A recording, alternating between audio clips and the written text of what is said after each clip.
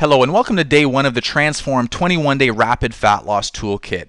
My name is Dan Cardoza, and today we're going to cover one of the most important and often overlooked components of any successful body transformation program.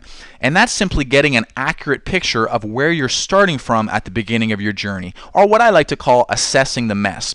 You have to assess the mess if you're going to make progress and if you're going to be able to measure progress. Sometimes I find that people put too much stock in their body weight when they're trying to embark on a fitness or fat loss journey, and that can be a dangerous game to play because body weight is oftentimes, it just doesn't tell the full story as far as the overall improvements go, and I'll explain why that is in another segment. But instead, what I'm going to encourage you to do today is to get a complete picture, a snapshot, if you will, of where you're starting from so that you can truly measure your results in the most accurate way. Now, I'll admit that this is rarely people's favorite part of the journey for obvious reasons, right? I mean, this is where all the bad lifestyle habits get exposed. But while it may not be your favorite part of the journey, it will be a crucial part, and I'll tell you why right now. So you might be asking yourself, okay, why should I assess the mess? You know, isn't it bad enough I can look in the mirror, see that some improvements need to be made, and that's all good and well. But there's two main reasons why you need to assess the mess and get a snapshot of where you're starting from. Reason number one is that you need to get in touch with reality. Sometimes, again, you want to get started, you're eager, you jump into a fitness program, and again, the scale doesn't change. It might be a week or 2 weeks or even 4 weeks or 6 weeks, and the scale doesn't change. That's not necessarily an indicator that you've not made improvements or that your body's not changing.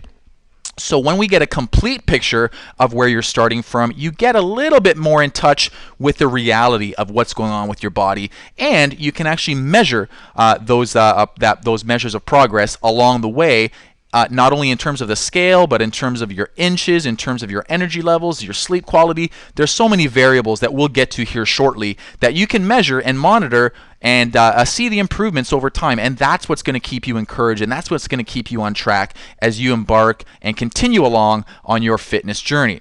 Now, reason number two why we have to assess the mess is we want to have a benchmark to measure the results. We want to say, okay, here's where we started, and look, 4 weeks later, look at all the improvements. Look at how we've made strides in this area or that area. So having a benchmark is another great reason why assessing the mess and getting a clear picture of where you're starting from is so vitally important. Now, you might be asking yourself, well, what should I assess? What should I be measuring here?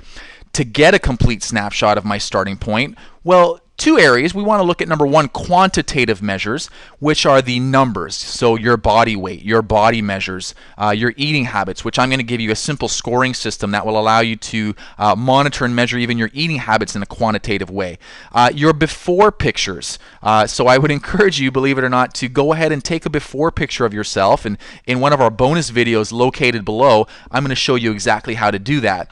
You might also have a target outfit. So I'm trying on a size 8 dress, even though I'm a size 12 right now, and you can take a picture of yourself in that size 8 dress, and you'll actually be able to see what that looks like on you now and what that'll look like on you in even 21 days. So these are some of the more quantitative measures that you can look at. Now let's take a look at some of the qualitative measures that we're also going to be assessing in just a moment.